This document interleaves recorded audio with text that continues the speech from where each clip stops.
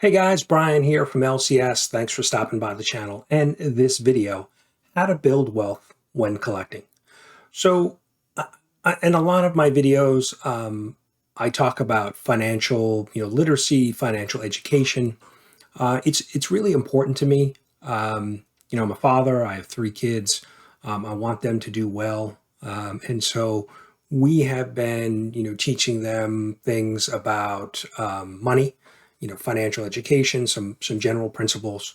So, I'm not a financial advisor, but I have lots of years of life experience, making mistakes, not managing my money well, and then learning how to manage it well, and doing much better with it, and then passing the good and the bad on to my children so that they can hopefully do well with money and saving money and investing in things very early on in life. So I always kind of try to tie in money when it comes to collecting, because obviously you need money to be able to purchase things and collect comic books and pop figures and statues and all of those things. So that's why I kind of try to merge the two, because I really think we lack financial education, formal education on the subject. And so if you don't have it, you really kind of just learn as you go, and you really can set yourself up for some failure and some traps. So that's the reason why I like to talk about it. And really, when you think about it, your income is your biggest wealth building tool, right? How much money you make. But it's not only about how much money you make, but it's how much money you keep, right? How much money you save and invest. Um, you know, um, and how much debt you have as well, because debt plays a big part in it, in your overall financial picture. Um, One of the keys is avoiding depreciating assets. So what's a depreciating asset? The best example I can give you is a car, right? You buy a brand new car, say for $30,000. The minute you roll it, drive it off the lot, it's gone down in value. You could not sell that car for the same amount of money than what you just purchased it for. And a car depreciates really, its biggest depreciation is in the first 2 years. So that $30,000 car in 2 years may now be worth, 18,000. So one of the things to help build wealth is to avoid those type of assets.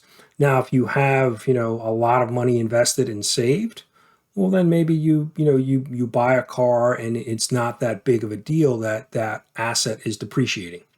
But when you think about it, collectibles can be depreciating assets, right? Not all comic books, turn into Amazing Spider-Man number 300 or Hulk, 181, right?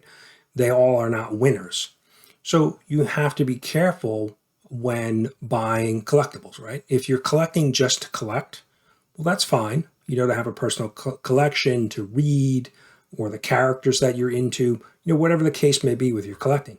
But you have to make sure that you're doing it with cash, and it's not impacting your other finances, your ability to save money or to invest money or to pay any of the other bills. And like I said, you really want to avoid debt when collecting, right? You don't want to use credit cards, and we've talked about that before. We don't want to use credit cards or borrowed money to buy things that potentially could lose value over time. So and certainly debt, right? If you have debt, and paying down debt, you have a monthly payment. So that's taking away from the overall money that you have each month. And you're also, when you're paying off debt over multiple years, you're paying interest, right? You're paying interest on that borrowed money, and it's costing you more money over the life of that loan or that credit card or whatever it may be. So you want to try to avoid debt at all costs. So like I said, collectibles, right? Comic books. Some you may buy for $5, and then something is killing the children is probably a great example.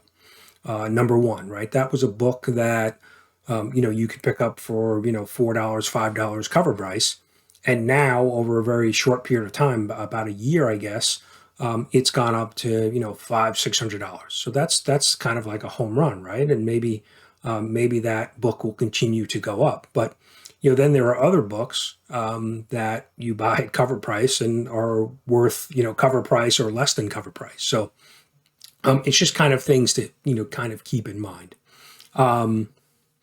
Collect within your means, right? Don't overspend. Don't get caught up in FOMO and spend more money than you have on things that maybe not will not be worth more money in the future.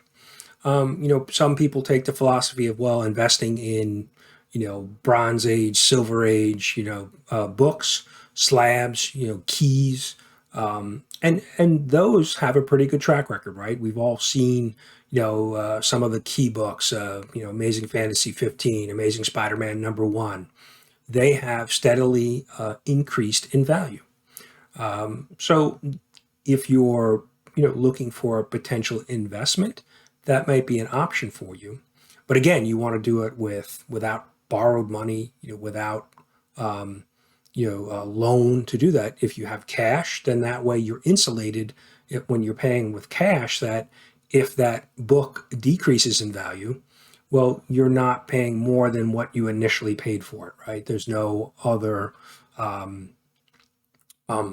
interest being charged on the money. So, and then if you hold that book long enough, maybe it comes back up in value. And there are certain books that, have steadily increased. There's a ton of data out there that you can look at history and sales data, things like that. So, but generally, you can build wealth with books if they are key books. But you do have the opportunity every week. There's new comic books that you can pick up for $4 or $5 cover price, and maybe they go. Look, I don't want to speculate on comics. That's not really what I do. But what I'm really interested in is having sound financial principles as a base when you do collect. Right. That's really the goal for me, thinking about it, right? The financial education piece of it, because then you can be smart about how you go, how you go about your collecting. So that's really it. It's just kind of a thing to keep in mind when you're collecting. And I think of it, I try not to just chase books, based on, what other people are saying. I buy new books. It's a small investment each, week. It's books I like to read, characters I enjoy. And then I look for, key books here and there that I might, add to my personal collection and could be a good investment over time. And so that's how I approach it. So hopefully, these types of videos are helpful for you. I enjoy doing them, and I hope you're learning. So let me know. Let me know in the comments what you think of these type of financial and collecting videos, and what do you think? How do you stay financially sound when collecting? How do you balance it? I'd like to hear your thoughts on, what others are doing out there. I mean, it's one of the biggest ways we can learn, right? Either from our own experience or from somebody else's. So it would be great to hear some of your experience, how you guys and girls, manage your money when trying to collect, or, like I said, whether it's comic books or figures or pop figures or figurines or whatever it may be, whatever you're into. So, so appreciate it. Thanks, guys. Thanks for, taking the time to watch the video. Please do all those good things, like, subscribe, all free. So don't cost anything to do those things. So thanks, guys. We'll talk soon.